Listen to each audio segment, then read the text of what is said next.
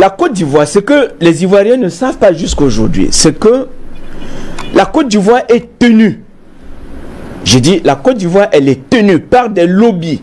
Il y a des lobbies politiques et il y a surtout des lobbies financiers.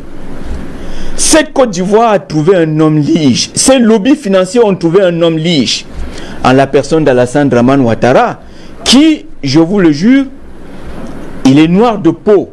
Il a un cerveau tout blanc, un cerveau qui a été moulé dans des institutions financières internationales jusqu'au moment où il a été parachuté à la tête de cet État ivoirien. Donc, que les Ivoiriens comprennent une chose, ce n'est pas Alassane Dramane Ouattara le problème. Le problème, c'est un combat de libération. La Côte d'Ivoire ne s'est jamais libérée. La Côte d'Ivoire n'a pas connu des nationalistes, des lutteurs qui, à un moment donné, ont dit non à l'extérieur. On dit non aux imposteurs qui étaient venus prendre l'ancien président Félix Houphouët-Boigny comme un Français, comme un homme lige d'ailleurs. Monsieur, bienvenue au mérite panafricain des premières dames du continent ce soir. Direction deux détentes. La première, c'est en Côte d'Ivoire, où le président en exercice, Alassane Dramane Ouattara, a été investi ce jour même au stade Houphouët-Boigny d'Abidjan pour être le candidat de son parti à la prochaine élection présidentielle du 31 octobre dans le pays. Et c'est dans un pays où les manifestations ont éclaté dans la plupart des localités, où une vague de manifestations est aussi prévue de manière permanente et continue à l'étranger. On se pose la question de savoir où va la Côte d'Ivoire dans cette perspective, vers une impasse politique. La question se pose surtout que dans la vague de ces manifestations en Côte d'Ivoire, il y a des arrestations, des des membres de la société civile qui ont justement lancé ces manifestations contre le troisième mandat anticonstitutionnel d'Alassane Dramane Ouattara. Grand zoom dans ce soir. Monsieur, bonsoir. Vous êtes sur la chaîne panafricaine et mondiale Afrique Média. Grand zoom dans ce soir en Côte d'Ivoire. Au cours de cette émission, on aura Pascal interposé Marcel Zegou. Il est président du Rassemblement des Gbagboïs pour la démocratie. Nous aurons le docteur Bogassar Gogervais qui est enseignant, chercheur, militant des droits de l'homme et surtout un artiste Adji Seli, artiste musicien ivoirien. Je commence déjà avec les invités sur ce plateau. Maître Javier Momo, bonsoir. Monsieur Hubert Toundi, bonsoir. Bonsoir à tous les téléspectateurs d'Afrique Média. Un bonsoir particulier aux techniciens sans lesquels aucune émission n'est possible, puisque c'est le mérite panafricain des premières dames. L'honneur est choix aux dames. Nous disons un bonsoir particulier aussi à toutes les premières dames d'Afrique, en commençant par la nôtre naturellement, Madame Chantal Biya. Monsieur Hubert Toundi, je pense qu'il est loisible de commencer par féliciter l'intervention de Nidjon Frundi la semaine dernière sur les antennes de Afrique Média, encourager le Cameroun vers la paix, ménager la paix au Cameroun en commençant par la paix aux frontières, vous comprenez ce que je veux dire par là, c'est-à-dire la paix aux frontières avec le Nigeria, la paix aux frontières avec le Tchad, la paix aux frontières avec les autres pays comme la République centrafricaine. Je pense que le président Nidjon Frundi du SDF a pris la mesure de la chose et vieillissant, je pense qu'il est devenu un très très bon vin pour l'unité nationale du Cameroun et surtout pour l'intégrité territoriale du Cameroun. Il faut toujours y revenir. L'intégrité territoriale du Cameroun, parce que nous savons les sacrifices qui ont été consentis pour cette intégrité territoriale du Cameroun quand il s'est agi de défendre le Cameroun, surtout la presqu'île de Bakassi, qui aujourd'hui est en train, des esprits mal intentionnés ont pensé qu'après la lutte, après le procès de la Cour internationale de justice, après tout ce que nous avons eu à faire avec les accords de Green Tree et la délimitation des frontières terrestres et maritimes du Cameroun, les esprits mal indiqués, disais-je, se sont préparés à s'accaparer de ces territoires. Je pense qu'il est intéressant de noter ce passage de Nidjon Frundi. Monsieur Toundi, si vous le permettez, dans un parti qui s'est vidé du PDCI, de Guillaume Kebafori Soro et de tous et certains membres. Nous nous sommes posé cette question. Aujourd'hui, l'homme n'a pas eu honte. Il n'a pas eu froid aux yeux des batailles et des guerres de libération. Aujourd'hui, ce pays se trouve une fois de plus, M. Hubert Etunji, embrigadé. Ce pays est considéré non comme une colonie de peuplement, mais comme une colonie d'enrichissement. La Côte d'Ivoire, ce que les Ivoiriens ne savent pas jusqu'aujourd'hui, c'est que la Côte d'Ivoire est tenue.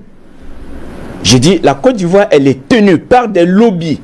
Il y a des lobbies politiques et il y a surtout des lobbies financiers.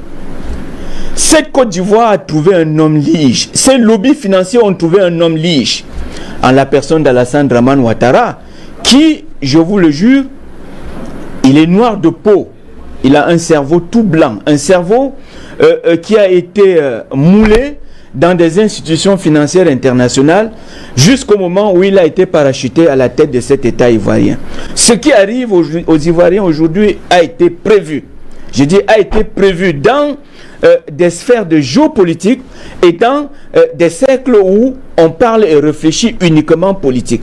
Alassane Dramane Ouattara, en mars dernier, a fait rêver plus d'un en disant qu'il ne se présentera pas à la prochaine élection présidentielle d'octobre.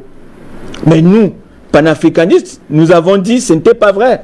Parce que nous savions qu'il y avait un grand combat à livrer. Le grand combat, c'est de convaincre les lobbies financiers qui l'ont placé en 2010 au niveau de la Côte d'Ivoire. Déjà, il faut les convaincre de la pérennité du marigot de papa, c'est-à-dire de cette sphère économique où l'Occident et tous les autres viennent puiser sans rendre compte.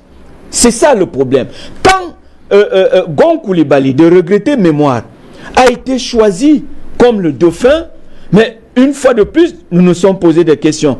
Mais, M. Etunji, quelqu'un qui a subi 2 opérations de cœur et qui, malgré ces 2 opérations, restait sous surveillance médicale, comment peut-il soutenir la pression politique, surtout à la veille d'une élection présidentielle en Côte d'Ivoire, avec des enjeux aussi grands, dans un parti qui s'est vidé du PDCI, de Guillaume Kébafori Soro et de tous et certains membres? Nous nous sommes posé cette question. Aujourd'hui, l'homme n'a pas eu honte, il n'a pas eu froid aux yeux de dire « Je peux revenir comme candidat du RHDP à la demande des militants ». Mais nous savons que cette demande des militants, en réalité, c'est lui-même qui revient sous la pression, je dis bien sous la pression des lobbies financiers qui l'ont positionné en 2010 au niveau de la Côte d'Ivoire. Alors, dans cette situation, une véritable casuistique embarrassante, qu'est-ce qu'il faut faire? Faut-il écouter la voix du peuple? Première question. Faut-il respecter la parole donnée en mars dernier quand il disait « Je ne me présenterai plus à une élection présidentielle au niveau de la Côte d'Ivoire, il faut passer le témoin à la jeune génération ». Ou enfin, il faut suivre les lobbies financiers qui l'obligent à revenir parce qu'en réalité, après lui, on ne pense pas qu'en Côte d'Ivoire, ces lobbies financiers aient la chance d'avoir un homme tout noir au cerveau tout blanc qui puisse les servir avec tant de mansuétude et avec tant de malléabilité. Donc, au niveau de la Côte d'Ivoire, voilà le problème qui se pose. Il y avait ce dilemme. Faut-il écouter la voix du peuple?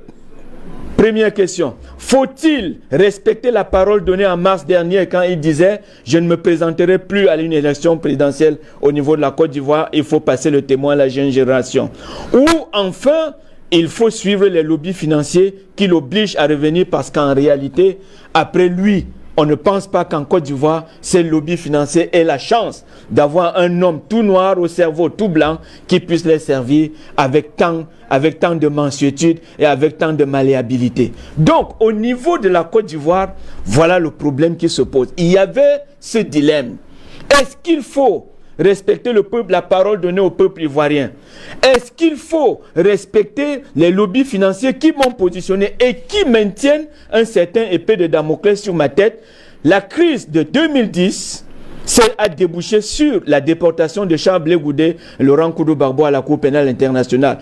Un camp s'est retrouvé à la Cour pénale internationale pendant que l'autre était en Côte d'Ivoire. Comment pouvez-vous imaginer que lors d'une bagarre, la police arrive, sépare la bagarre et amène une personne au commissariat pour l'entendre. L'autre, on le laisse rentrer au quartier. C'est ce qui s'est passé en Côte d'Ivoire. Donc, que les Ivoiriens comprennent une chose. ce n'est pas Alassane Dramane Ouattara le problème. Le problème, c'est un combat de libération. La Côte d'Ivoire ne s'est jamais libérée.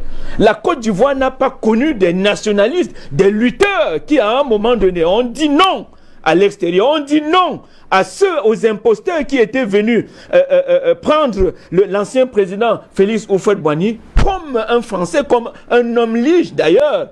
Il paraît qu'il a exercé même des fonctions dans des gouvernements français, bien qu'étant ivoirien.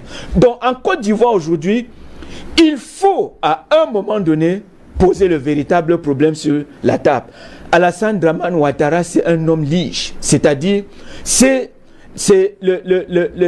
la flèche, c'est la pierre de touche, c'est la toile de fond du nouvel impérialisme économique au niveau de la CEDEAO et surtout en République de Côte d'Ivoire. Alors, pour se maintenir, je suis surpris que ce soit les militants, les partisans de la société civile qui aujourd'hui payent les frais. Monsieur Hubert Toundi, je pense que la Côte d'Ivoire a subi trop de supplices et qu'il ne faille pas continuer au jour d'aujourd'hui. Arrêter les militants de la société civile qui sont dans des manifestations, je pense que c'est l'erreur. C'est des erreurs fatales et nous demandons au président Alassane Dramane Ouattara d'ouvrir ce jeu politique à partir du moment où aujourd'hui il s'est fait investir au stade Houphouët-Boigny comme candidat malgré la promesse de mars 2020. Je pense que le gros problème aujourd'hui en Côte d'Ivoire, c'est que le chef de l'État ivoirien ouvre le jeu, qu'il fasse un jeu clair et qu'il permette surtout, parce que si vous entrez dans les méandres de ce qui se passe en Côte d'Ivoire, oubliant Charles Blé Goudé, Laurent Koudou-Barbeau à la Cour pénale internationale, vous êtes à côté du sujet. Il est question pour les Ivoiriens de demander un cadre juridique adéquat pour le retour de Charles Blé Goudé, Laurent Koudou-Barbeau. Vous savez qu'à côté de l'acquittement de la Cour pénale internationale, sur le terrain en Côte d'Ivoire, Charles Blé Goudé et Laurent Koudou-Barbeau ont été condamnés chacun à 20 ans d'emprisonnement. Donc, si la Cour pénale internationale aujourd'hui, qui a lâché du lest et libéré les deux Ivoiriens, décide aujourd'hui dans les décisions de fond que effectivement, nous confirmons la décision de la chambre d'instance de notre cour qui a acquitté les deux Ivoiriens n'auront pas la possibilité de rentrer en Côte d'Ivoire et de jouir de leur liberté. Ils auront à faire face à une décision de justice, une condamnation de 20 ans. Donc, il est question que le gouvernement ivoirien libère sans condition, M. Hubert Toundi, les membres de la société civile qui ont engagé les manifestations au niveau de la Côte d'Ivoire. Et au rang de ces manifestations se trouvait en pole position le cadre juridique pour recevoir Charles Blé Goudé et Laurent Koudou-Barbeau. Et quel est ce cadre juridique? C'est une loi d'amnistie. La condamnation, elle est là. Il faut amnistier les deux Ivoiriens. C'est-à-dire, il faut libérer leurs extraits de casier judiciaire pour qu'ils puissent jouir de leurs prérogatives et droits politiques, notamment des candidatures à cette élection d'octobre 2020. Au niveau de la Côte d'Ivoire, si on focalise l'attention seulement sur Alassane Dramane Ouattara, mais on va se comporter comme des novices parce que c'est un homme qui est suffisamment connu. Il a commis des erreurs qu'un politicien ne commet pas. C'est quoi? C'est aller vite en besoin en déclaration. Un politicien doit éviter des déclarations oiseuses, des déclarations à l'emporte-pièce. Je ne suis pas candidat, je dois passer le témoin. Le monde entier a applaudi, du moins ceux qui ne le connaissaient pas ont applaudi. Aujourd'hui, ils sont revenus à la case de départ et regardez cet homme lige des pouvoirs, des lobbies financiers occidentaux et internationaux. Cet homme qui, M. Hubert Toundi, a conseillé, a participé à la chute de plusieurs entreprises économiques en Afrique. Je dis, il faut le dire. Il est venu ici au Cameroun. Il a demandé qu'il fallait privatiser certaines sociétés de souveraineté dans notre pays. J'ai dit Alassane Dramane Ouattara. Mais fort heureusement, c'est une seule banque qui est tombée dans ses griffes. Je pense que le problème en Côte d'Ivoire aujourd'hui, non seulement il consiste à libérer Pulchéry et Dit et les autres membres de la société civile qui ont été arrêtés, mais aussi et surtout le cadre adéquat, le cadre juridique pour recevoir Charles Blé Goudé et Laurent Koudou Barbeau. Une fois les deux Ivoiriens foulant le sol ivoirien, je pense qu'un certain nombre de problèmes vont se résoudre tout seuls. Il ne faut pas courir après le président Alassane Dramane Ouattara, qui aujourd'hui a pour sport favori l'arrestation de ceux qui expriment leur liberté à travers des marches au niveau de la Côte d'Ivoire. Je pense que M. Toundi, au fur et à mesure que nous allons progresser, il faudrait attirer l'attention là-dessus.